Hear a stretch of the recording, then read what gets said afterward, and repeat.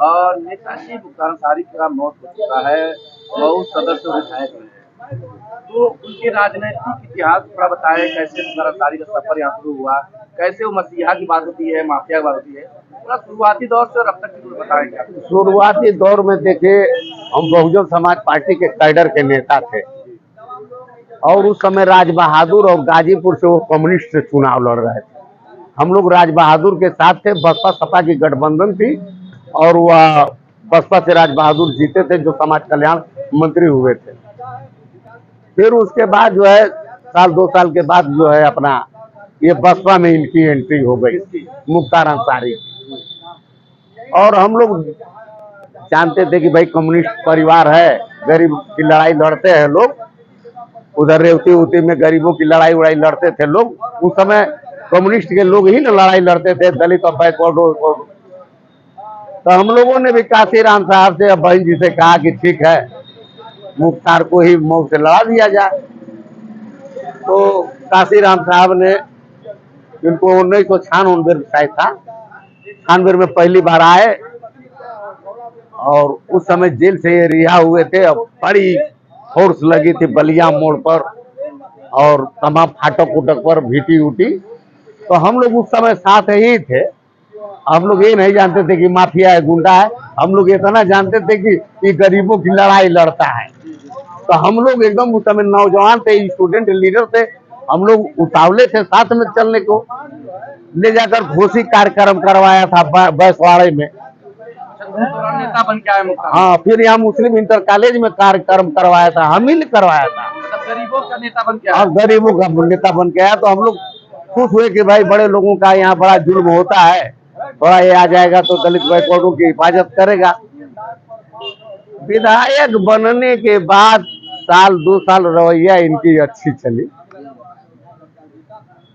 बाद में इनको बड़े बड़े लोग सटने लगे, बड़े बड़े लोगों से शोहरत मिलने लगा, पूंजी इनको मिलने लगी और बड़े बड़े टेंडर, यहाँ इनके टेलीफोन पर टेंडर हुआ करता था।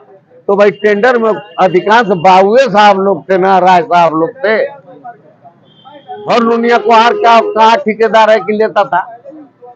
अब धीरे धीरे भर नुनिया कुहार चमार इनसे उपेक्षित होने लगा। ऊपर शिकायत भी जाने लगी इनकी और उसके बाद ये हटा भी दिए गए, मुख्तार अंसारी बसपा से हटा भी दिए गए। फिर अपना अभी पैतरा बदल दिए, सपा के सहयोग से इनको संरक्षण मिलने लगा, तमाम इनकी माफिया गर्दी फलने फूलने लगी।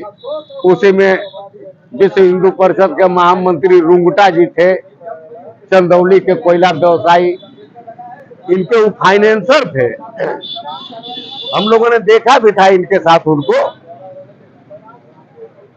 अब उसको भी, वो भी गायब हो गए। अच्छा, जो इनको फाइनेंस करे थे वही गायब हो गए। और बड़ा चर्चा चला कि मुख्तार ने उठा लिया, मुख्तार ने उठा लिया। मुख्तार के गनर एक थे, दाढ़ी उड़ी रखे थे, मुसलमान थे।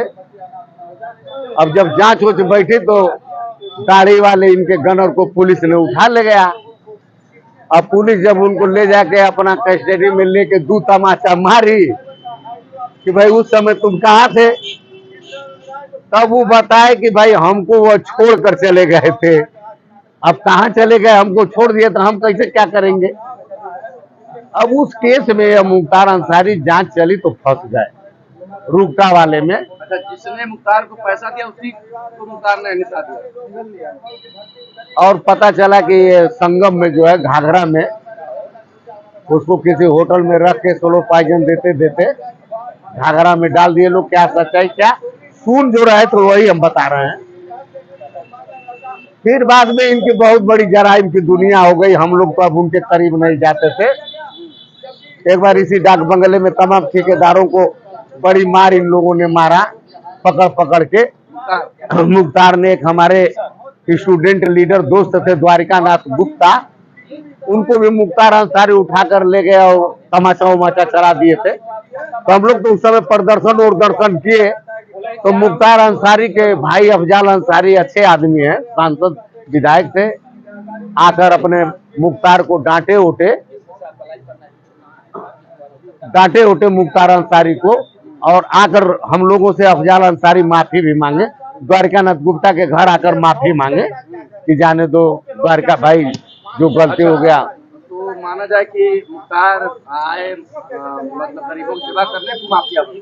अरे वकूत दौलत गिरने लगा, अब दिमाग इनका गरीबों की सेवा में का, फिर तमाम टेंडर बाक्सों अपना लूटने लगे, कहीं चंदौली, कहीं गोरखपुर, तो कहीं भाई तमाम इनके बड़े ठेकेदार चलने लगे। इसी बीच मुख्तार का आपने कहा कि लोगों ने अभी को बच्चा बहुत लोगों ने माना, दंगे में आरोप आए। मसीह यहाँ से एगो पकौड़ी उकौड़ी खिला दीजिए तो कमजोर आदमी मसीहे न कही कि दिन भर पकौड़ी ना मिलत है, अब ये चाचा पकौड़ी खिया देवे तो वो कहे कि बहुत अच्छा है।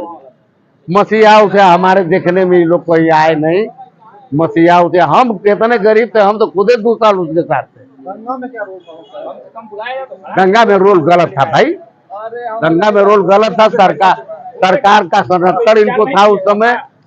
अरे वहाँ सलाहबाद गोली चली, उसमें गोली में एक यादव मारा गया था इनके गोली से, और उसमें सरकार बैठकर पंचायत की। अब पंचायत करने के बाद 20 लाख 24 लाख उस यादव परिवार को दिया गया, तो सुलहनामा हुआ। नहीं, इनका कारोबार अच्छा नहीं था, बशर्ते हाँ कुल मिला जुला कर जब अदालत ने इनको सजा दे दिया और जेल में सजा काट रहे थे, और 1 महीना से यह व्यक्ति चिल्ला रहा है कि जहर दिया जा रहा है, जहर दिया जा रहा है, उस पर सरकार को जांच बैठाकर कार्रवाई करनी चाहिए। इस तरीके का संविधान का हनन नहीं होना चाहिए। आज हम ही सजा पा जाए तो क्या उसमें हमको जहर आप दे देंगे? हम अपना सजा काटेंगे भाई, सजा से मरेंगे। क्या वजह है कि मुख्तार लगातार चुनाव जीतते गए? आपने कहा कि गरीब उनसे उभरते गए, लेकिन गरीब उनको क्यों देते गए? देखिए, यह पूरा क्षेत्र जो है 90% गरीबों का है, 10% लोग पैसा वाले हैं।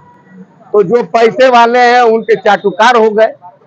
अब कहीं गए 2000 5000 दे दिए, 1500 दे दिए, शीशी पीने वाले चिल्ला रहे हैं मुख्तार भैया, मुख्तार भैया।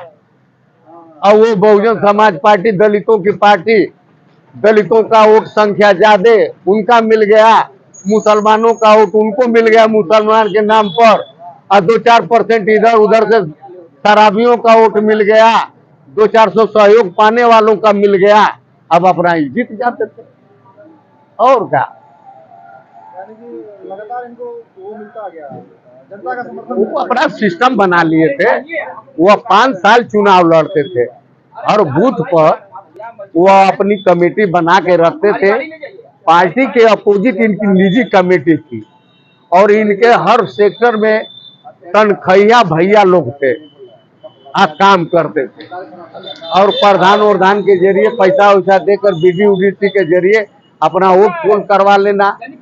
चुनाव आयोग में आबू बाबू अधिकारी को मिलाकर कुछ वोट घटवा लेना, कुछ वोट बढ़वा लेना। ये बहुत सिस्टम से लड़ते थे, इसलिए कामयाब।